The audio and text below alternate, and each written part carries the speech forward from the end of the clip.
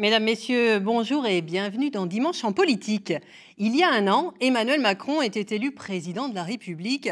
Un mois plus tard, il disposait d'une large majorité à l'Assemblée nationale, avec de nouveaux députés qui, pour beaucoup, débutaient en politique, quittant le monde de l'entreprise pour celui de l'Assemblée nationale. C'est le cas de nos deux invités, deux femmes dont c'est le premier mandat. Quel bilan, après un an en pleine contestation sociale, font-elles vraiment de la politique autrement? C'est le débat de Dimanche en politique.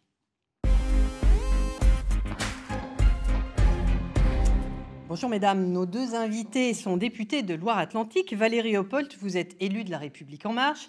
Vous avez 44 ans, vous siégez dans la commission des affaires économiques et vous planchez notamment sur la future loi entreprise qui sera bientôt présentée par le ministre de l'économie.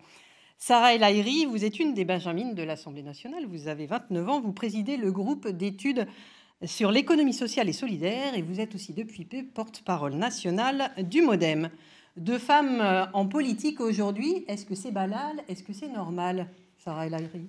Nous espérons que ça le devienne encore plus. Moi, j'ai envie de souligner effectivement la féminisation de l'Assemblée nationale, mais aussi son rajeunissement avec ce nouveau renouvellement.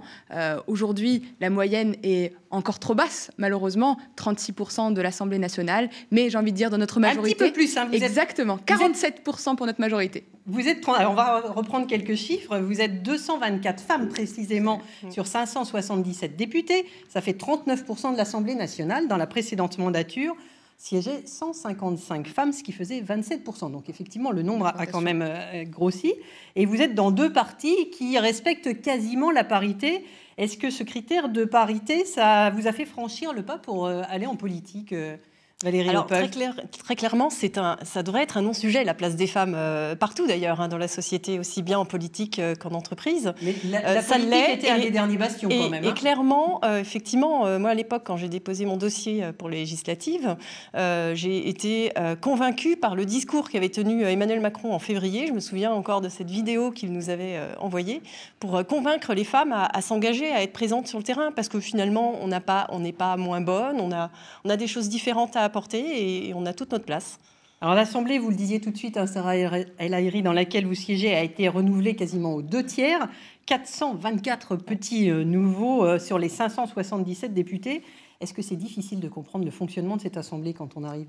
Elle s'acquiert. Le fonctionnement, finalement, c'est étape par étape. J'ai envie de dire, c'est presque en marchant qu'on l'apprend. On l'apprend tous les jours. On continue à affiner cet apprentissage. Mais surtout, il y a des étapes. Moi, j'ai envie de dire, il y a des étapes parce que le mandat de député, c'est plusieurs fonctions. Donc, la première, faire la loi et la voter, évidemment. Il y a aussi le contrôle du gouvernement ou encore l'évaluation des politiques publiques. Eh bien, ces trois éléments, ces trois mandats, ces trois missions ont chacune des formes et des usages qu'on acquiert, mais qu'on acquiert très vite. Est-ce qu'on s'appuie sur les anciens, Valérie Oppolt? Est-ce qu'ils sont bienveillants ou pas du tout? Déjà, moi, quand je suis arrivée avec ce que j'étais, donc avec mon expérience d'entreprise. Donc, effectivement, beaucoup de choses à apprendre et je pense qu'il faut avoir beaucoup d'humilité quand on arrive dans ce lieu. Après, effectivement, alors, sur les quelques anciens qui sont là, on s'appuie évidemment au sein de nos commissions, on leur demande conseil. Et en même temps, à nous aussi, on veut transformer la politique, donc c'est à nous d'apporter d'autres méthodes, des méthodes plus proches du terrain et de les intégrer à l'Assemblée nationale et effectivement faire bouger les choses pour plus d'efficacité. Alors, les députés sont aussi plus jeunes, en moyenne 48 ans. Alors, plus jeune, plus féminin, des petits nouveaux. Est-ce que ces trois critères réunis, ça fait la politique autrement? Il faut que l'Assemblée nationale ressemble à la nation. En fait, c'est ça le projet initial. Il faut juste que l'Assemblée nationale, la représentation nationale... Qu'est-ce que vous avez insufflé de neuf? Puisque vous correspondez à ces trois critères, vous deux. Qu'est-ce que vous avez insufflé de neuf, de nouveau à l'Assemblée? Le dépassement des clivages, mais vraiment, c'est-à-dire au quotidien. C'est une manière de travailler sans considérer que son territoire est un fief, mais au contraire une bibliothèque. C'est des échanges constants. C'est le fait d'aller demander aux gens ce qu'ils savent, ce qu'ils font, avant de voter, avant d'écrire un amendement, parce que finalement, c'est cet échange quotidien qui est important. Je pense que dans les nouvelles pratiques, vous n'êtes pas dans la théâtralisation de l'Assemblée où on voit ces gens qui s'arrangent, ces orateurs. On continue à avoir des gens, notamment des députés de la France Insoumise ou du Front National, qui sont des orateurs, qui utilisent l'Assemblée comme une tribune. C'est pas votre cas? Alors, je pense que c'est à nous maintenant. Moi, j'aborde mon mandat en travaillant au maximum sur le fond. Clairement, mon objectif n'est pas de paraître, de prendre la parole sur tous les sujets. Je me spécialise sur ces sujets. Et sur ces sujets, j'ai décidé de mettre en place sur ma circonscription, de tirer, on parlait de bibliothèque, c'est tout à fait ça, c'est tirer l'expérience du terrain, donc par l'intermédiaire d'ateliers à thème sur la loi entreprise, par exemple, sur la formation apprentissage, l'attractivité des villes. C'est-à-dire quand vous êtes à Nantes, vous réunissez des gens dans votre permanence? Dans les réseaux. Pour donner un exemple, j'ai pu réunir la CFDT et le MEDEF sur la même table pour travailler sur la future loi entreprise. Je vais le refaire dès que la loi va sortir, va être présentée. Donc c'est une autre façon de travailler, effectivement, et ça me semble important de travailler sur le fond et pas uniquement faire de la surface, de la communication, vraiment apporter au maximum l'expérience du terrain pour ensuite pouvoir travailler avec les ministères, apporter des choses concrètes. Vous pensez qu'avant, les députés ne travaillaient pas sur le fond ? Non, je pense qu'ils le faisaient différemment. On a un système d'ailleurs qui s'appelle nosdéputés.fr qui est assez pervers sur ce sujet-là, puisque finalement ce système poussait les députés à amender au maximum, à faire des copier-coller des lobbies, parce qu'on reçoit des mails tous les jours. Ce système effectivement mesure votre activité à l'Assemblée nationale, oui, le nombre de fois où vous prenez la parole, c'est complètement faussé, vous proposez des amendements. C'est tellement facile de recevoir des mails et de copier-coller des amendements tout faits des lobbies. Évidemment, à partir de ce principe-là, vous ne faites plus pour moi du travail de fond. Donc le travail de fond, pour moi, c'est aller consulter sur le terrain et venir avec des choses concrètes et des vraies propositions, et pas en nombre, mais en qualité. Alors, il y a des pratiques qui ont changé. Il y a eu la loi sur la moralisation de la vie politique, le non-cumul des mandats, c'était la précédente majorité. Des pratiques qui ont changé, mais il y en a qui restent. Alors, il y a les groupes d'amitié, notamment, dont je voudrais vous parler, Sarah El Haïry, 150 à peu près. Ils sont très convoités. Et vous présidez le groupe d'amitié France-Chypre, sachant que la majorité, je crois 80% de ces groupes ne se réunissent jamais. À quoi ça sert à part voyager? Eh bien, je peux vous dire, mon groupe d'amitié s'est déjà réuni plus de 4 fois. Nous avons commencé à entretenir des relations avec l'ambassade de Chypre. Nous avons reçu le secrétaire général du groupe communiste chypriote encore la semaine dernière. Tout ça pourquoi? Pour faire de la diplomatie parallèle? Eh bien non. Eh bien, c'est pour comprendre le fonctionnement des autres institutions, pour alimenter, nourrir cette vision européenne. Moi, je suis une européenne convaincue, Madame Villevoisin. Et vous savez, le discours de la Sorbonne du président de la République pose quelle Europe on veut. Eh bien, il faut que nous soyons aussi des acteurs. Parce qu'à Chypre, il y a aussi une question qui est essentielle, la question de la démocratie, du référendum entre ces deux Chypres, cette Chypre turque et cette Chypre plutôt grecque. Et finalement, ce pays est un pays européen. Donc ça sert à faire de la politique, c'est ce que vous nous dites? Apprendre, échanger et faire de la politique européenne, oui. Et c'est bien pour ça que c'est des sujets pas qui pour tout le monde et pas dans les 150 groupes. Hein. Il y a je parle du mien et de celui que je connais. Eh bien, le mien, je peux vous dire qu'il est depuis le début de la mandature, qui s'est déjà réuni 4 fois. Cette assemblée, on l'a dit, elle est très largement favorable à la majorité, évidemment. Certains parlent même, certains observateurs, de députés godillots. Est-ce qu'il y a des lois que vous n'avez pas votées, Valérie Opelt? Alors moi, je ne me considère pas comme députée godillot. D'abord, j'ai été élue sur un programme. Emmanuel Macron a été très clair. On fait ce qu'on a dit. Donc, on a été tous élus sur le même programme. Donc vous êtes d'accord sur tout? Campagne. Je ne suis pas d'accord sur tout, mais j'ai la possibilité, en tant que députée, justement, et à partir du terrain, de pouvoir travailler sur le fond avec les ministères, leur proposer par voie d'amendement d'autres solutions, d'autres propositions pour transformer, parce que c'est la fabrique de la loi, transformer la loi. Et après, effectivement, pour ma part, j'ai décidé de respecter, parce qu'on a des responsables de texte, on a des personnes qui sont des experts sur les sujets travaillés. Donc après, c'est un travail de confiance. Donc je travaille en confiance avec ces personnes. Donc effectivement, si l'amendement a été considéré comme non recevable, je me plie effectivement à ce qui a été décidé. Vous faites la même chose? Vous êtes bon élève comme Valérie Opelt? Alors il n'y a pas de bon élève ou de mauvais élève. Il n'y a pas de godillot. Il n'y a pas de godillot de frondeur non plus. Il y a une réalité. Il y a surtout un pacte présidentiel, un projet présidentiel qu'on a coécrit ensemble et que nous portons. Mais est-ce que ça signifie on vote tout, on est d'accord sur tout? Je vais vous montrer une photo. C'est celle de Mathieu Orphelin. Il est député La République En Marche du Maine-et-Loire. Et lui, il s'est opposé à la loi Asile et Immigration qu'il estimait trop répressive. Alors, il n'a pas voté contre, il s'est abstenu. Vous comprenez ça? Vous avez fait la même chose? Je vais vous donner un exemple très concret. Il se trouve que durant la loi de financement de la sécurité sociale, le MoDem a une vision de la politique familiale très forte. Avec l'universalité des allocations familiales, on tient au quotient familial. Et il se trouve qu'un des articles, le 49, pour le citer, devait réduire les allocations d'accueil de jeunes enfants. Alors, nous n'étions pas d'accord parce qu'on pense qu'il faut, a posteriori d'un grand débat sur la politique familiale, toucher ça. Alors, on a voté contre cet article. Ou encore, plus récemment, dans la proposition de loi de Marlène Schiappa, qui est une bonne loi, qui est une loi qui fait avancer et qui limite finalement sur les mineurs, les inégalités, effectivement, c'est sur les mineurs. Il se trouve que cette loi qui protège, il y avait un article qui nous embêtait. C'est l'article 2, où on considérait que les mineurs n'étaient pas suffisamment protégés. Alors, nous avons amendé. Il se trouve que les amendements n'ont pas trouvé une suite favorable. Alors, nous avons voté cette loi parce que cette loi est bonne, sauf que nous avons voté contre l'article 2, qu'on considérait pas suffisamment protecteur. Mais même pas d'accord, vous votez pour la loi. Mais parce que cette loi a des vraies avancées. Parce que cette loi permet aujourd'hui des nouveaux délits. Il y a, depuis cette loi, la création de l'outrage sexiste et sexuel. Il y a une vraie question de la place de la femme dans la société. Et finalement, c'est parce que cette loi est bonne qu'on vote sa totalité, mais ce n'est pas pour autant qu'il ne faut pas challenger le contenu. Et que ça aille plus loin. Bien sûr. Cette semaine a sans doute été l'une des plus agitées pour l'exécutif. Ça a commencé mardi avec la mobilisation des fonctionnaires, des défilés dans les villes, à Nantes et dans toutes les villes de la région, des grèves dans les écoles, dans les transports. Ça se poursuit samedi avec une contestation plus politique, une mobilisation anti-Macron. Est-ce que c'est le signe d'un pouvoir qui n'écoute pas et qui est sourd aux revendications, Valérie Opelt ?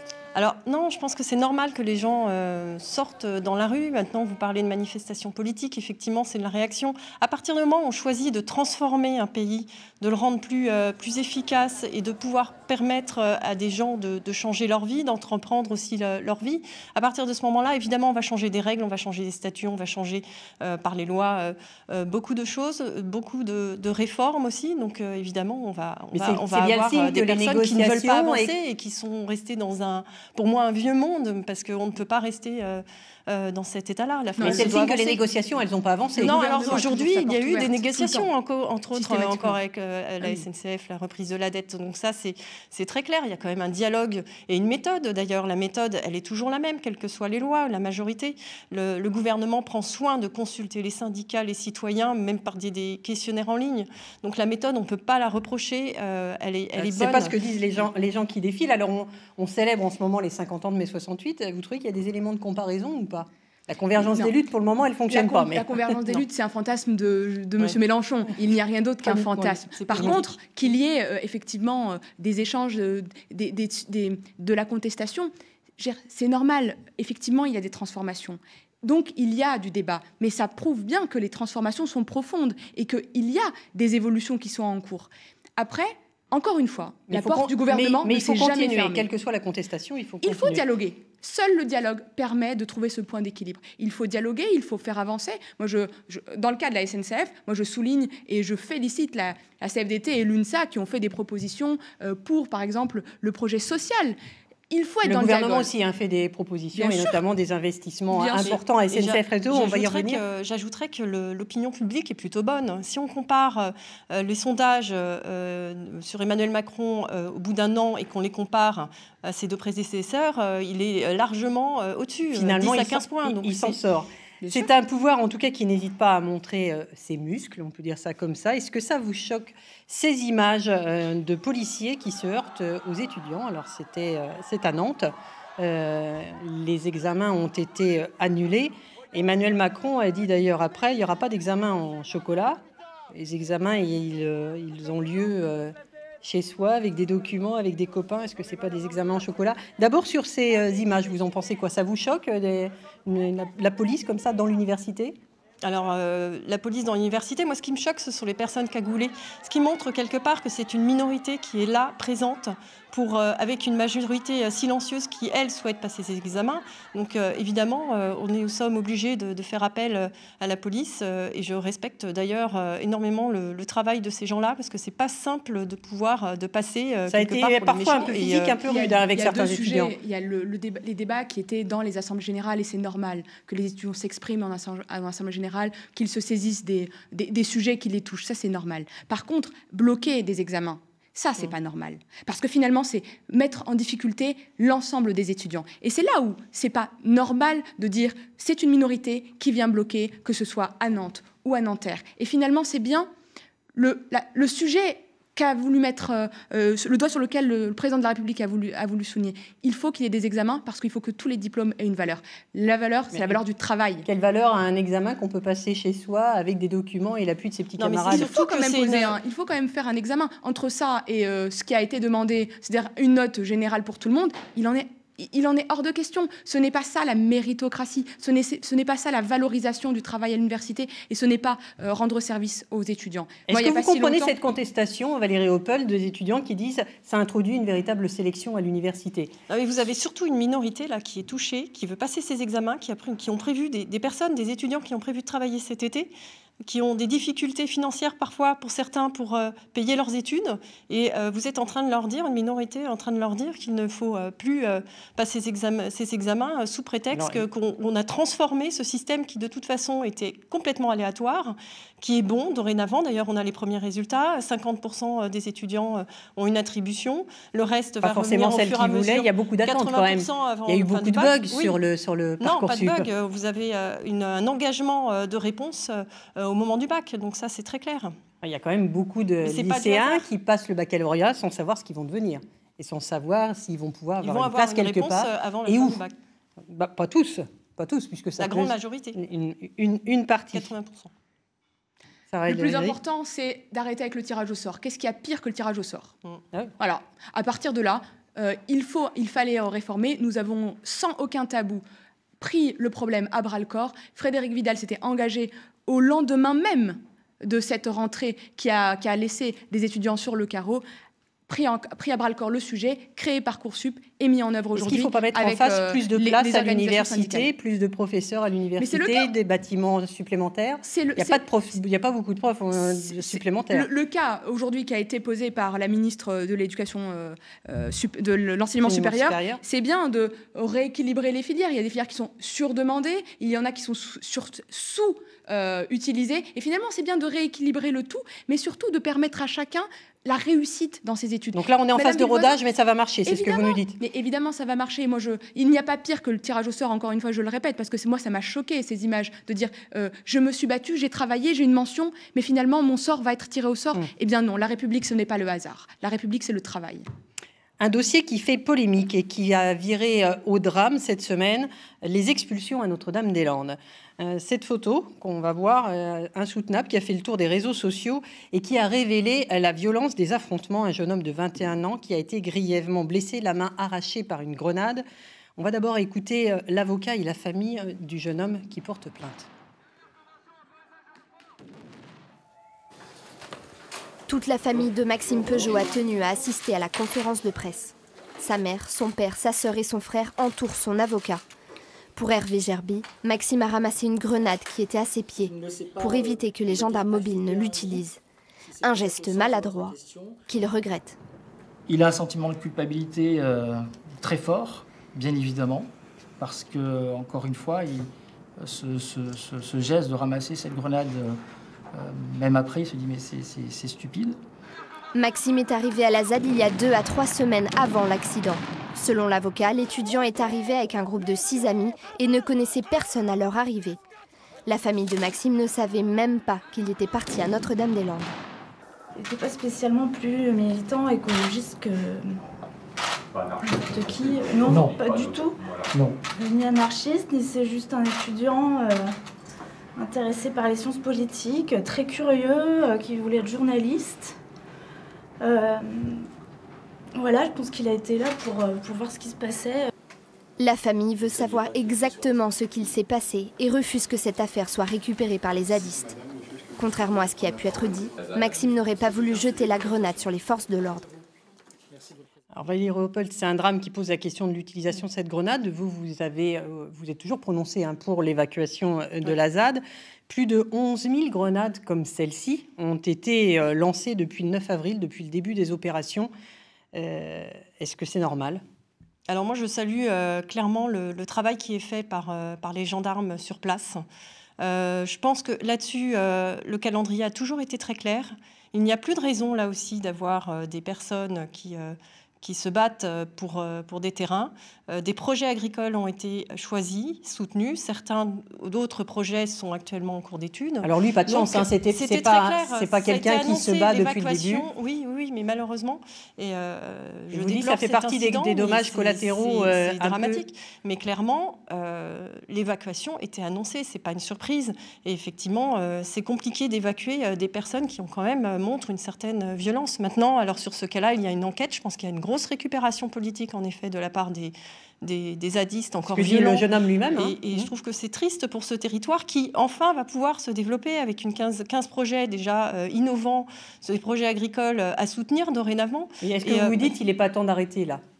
Il faut surtout, du drame qui vient de se passer. Que ces personnes quittent ces terrains et laissent enfin place à ces projets, que ces projets puissent se développer. Il y a maintenant des bails précaires qui ont été signés. Les projets vont pouvoir être soutenus certainement par la Chambre d'agriculture, être accompagnés. Je reviens sur la présence policière, il faut la maintenir encore aujourd'hui, évidemment, malgré le drame. Malheureusement, puisque certaines personnes veulent encore résister, reconstruire des cabanes et occuper le terrain. Donc malheureusement, oui, je pense que c'est nécessaire tant que le territoire n'a pas été remis dans un état de droit. Il n'y a pas de raison d'être sur ce territoire. L'aéroport ne se fera pas. Le calendrier qui a été donné par le gouvernement a été clair. Force doit rester à la loi. Il n'y a plus aucune raison. Évidemment, c'est un drame. Évidemment, la vie de ce jeune homme est transformée pour tout le reste de sa vie. La pensée va à sa famille, mais également, vous savez, à ce gendarme. Ce drame ne rebat pas les cartes pour vous. Il ne faut pas se dire arrêtons les expulsions, arrêtons... Le calme va revenir petit à petit, laissons du temps. Le message et la volonté du gouvernement a toujours été annoncée avec son calendrier. Notre-Dame-des-Landes doit revenir à l'agriculture et l'état de droit doit y être rétabli. Donc les gendarmes sont dans leur mission de retour à l'ordre public. Moi, je pense à ce gendarme également qui doit se dire mais j'ai transformé la vie de ce jeune homme, mais il était dans sa mission. Il était dans sa mission de retour à l'ordre. Et finalement, ce jeune homme n'avait rien à faire. Au-delà du gendarme, est-ce que c'est pas les armes utilisées sur lesquelles il faut quand même se pencher ? C'était une grenade lacrymogène type F4 utilisée dans des situations comme ça. Moi, ce que je dis, c'est qu'est-ce qu'il faut encore sur Notre-Dame-des-Landes ? Le sujet, il est clos. La Loire-Atlantique doit tourner la page de Notre-Dame-des-Landes. Maintenant, il faut qu'on avance, qu'on puisse mettre en œuvre les compensations, les outils de mobilité pour que notre département reste dynamique, que l'Ouest reste un territoire d'accueil et attractif pour le reste du territoire français dans sa globalité. Moi, je dis, franchement, à ces jeunes, mais n'allez pas là-bas. Il n'y a plus rien à faire. Il n'y a plus de lutte légitime. Il n'y a plus rien à faire. Il venait en observateur, et il venait voir ce qui s'y passait et comment ça fonctionnait. Il n'y a pas à être là-bas. Il y a des forces de l'ordre qui essayent d'évacuer. Ça fait 10 ans qu'il y a une ZAD qui est enquistée. Tout le monde sait ce qui se passe à Notre-Dame-des-Landes. Tout le monde sait ce que c'est Notre-Dame-des-Landes. Entre savoir et aller voir sur place, on peut avoir de la curiosité quand on a 21 ans. Il ne faut pas y aller. Parce que la situation est tendue et je pense qu'aujourd'hui, tout le monde le sait, il est nécessaire que les forces de l'ordre puissent faire leur mission de retour à l'ordre jusqu'au bout et jusqu'au dernier moment. L'état de droit doit se rétablir sur l'ensemble du territoire et il n'y a pas de raison que Notre-Dame-des-Landes reste en dehors. Aujourd'hui, il y a un apaisement qui est en cours, il y a un retour à la légalité, les terres de Notre-Dame-des-Landes doivent redevenir agricoles et c'est bien l'engagement qui a été pris et c'est l'engagement qui sera tenu. Valérie Réaupold, vous étiez pour le transfert de l'aéroport à Notre-Dame-des-Landes qui ne se fera pas. Qu'est-ce qu'il faut pour que ce territoire se développe aujourd'hui ? Je pense que déjà, dans un premier temps, il faut qu'il soit évacué, qu'il y ait un retour de l'ordre et du respect de la République sur ce territoire. Et je pense qu'effectivement, on prend un bon chemin, puisque je trouve qu'actuellement, la stratégie qui a été mise en œuvre par l'État est très bonne, dans le respect de l'être humain sur place, malgré cet incident que je déplore à nouveau. Maintenant, je pense que pour ce territoire, il faut Alors pour Nantes Atlantique, alors dans un premier temps, je pense qu'il faut qu'on se concentre effectivement sur Notre-Dame-des-Landes et les projets agricoles. Et en parallèle, sur les infrastructures, il y a des travaux qui sont menés effectivement par Monsieur Roltanguy, qui a une mission auprès de Madame Borne, qui rendra ses conclusions en juillet. Qui est donc la ministre et des effectivement, Transports. les sujets de prime abord sont le développement de Nantes Atlantique et une meilleure proximité de Nantes, qui est évidemment la ville que je défends, vers Paris par des meilleurs avec l'arrêt des vols pendant transport. la nuit, comme le demandent les habitants de Saint-Aignan-de-Grandlieu, par exemple, qui ont l'impression d'être laissés pour compte. Alors moi, je me suis surtout penchée sur les problématiques de bruit sur le territoire nantais, effectivement. Et ça c'est en étude, avec des possibilités d'allongement de pistes possibles pour améliorer Mais c'est un dossier qui ne va pas suffisamment vite, selon les élus. Les élus du Sud-Loire, le maire de Notre-Dame-des-Landes, mais les élus de droite et de gauche, d'ailleurs, étaient assez unanimes pour demander... Un plan sera présenté par la ministre des Transports d'ici l'été. Moi, je salue la méthode, encore une fois. Les élus, par exemple, de mon territoire, de la communauté de communes d'Erdre-et-Gèvres, ont été reçus et discutent sur les propositions. Mais qu'est-ce qui avance alors? Qu'est-ce qui avance? Quelles sont les propositions sur lesquelles on va? Elles vont arriver juste au début de l'été. Juste là, c'est dans quelques semaines, nous aurons les propositions. Le plus important, c'est attractivité, mobilité, en concertation avec les gens qui font et qui savent, c'est-à-dire les élus, les acteurs économiques, l'ensemble des maires également qui sont touchés, soit par l'agrandissement, soit par le non-déplacement, le non-transfert de l'aéroport. Le plus important, c'est la mobilité et l'attractivité de notre territoire. Maintenant, retour à l'état de droit sur Notre-Dame-des-Landes et investissons parce que je pense que notre territoire est beau, il le prouve. Nous sommes un territoire attractif, il faut qu'on le reste. Et pour ça, nous allons avoir des annonces imminente. Donc vous nous dites l'une et l'autre, ça avance et au mois de juillet, on en saura un petit peu plus. Une fois que le dossier Notre-Dame-des-Landes aura avancé, on en saura un petit peu plus sur la mobilité. La mobilité, le gouvernement se penche particulièrement sur la mobilité du quotidien. Donc ça, c'est quelque chose qui sera toujours en tête pour justement avancer tous ensemble. Donc, mobilité du quotidien, on va se périphérique, c'est aussi plein d'autres sujets. C'est l'accessibilité à l'aéroport. Donc c'est des sujets sur lesquels effectivement on reviendra d'ici le mois de juillet et qu'on va suivre de très très près. Merci beaucoup à l'une et à l'autre. Bon travail à l'Assemblée nationale. La semaine prochaine, Virginie Charbonneau s'intéressera à la mutualisation des départements, le Maine-et-Loire, la Mayenne et la Sarthe, avec le président qui sont main dans la main pour peser face au département de la Loire-Atlantique. Notamment, on ne parle pas de fusion, mais de mutualisation. Très bonne semaine politique. Tout de suite, le journal Cathy Collin.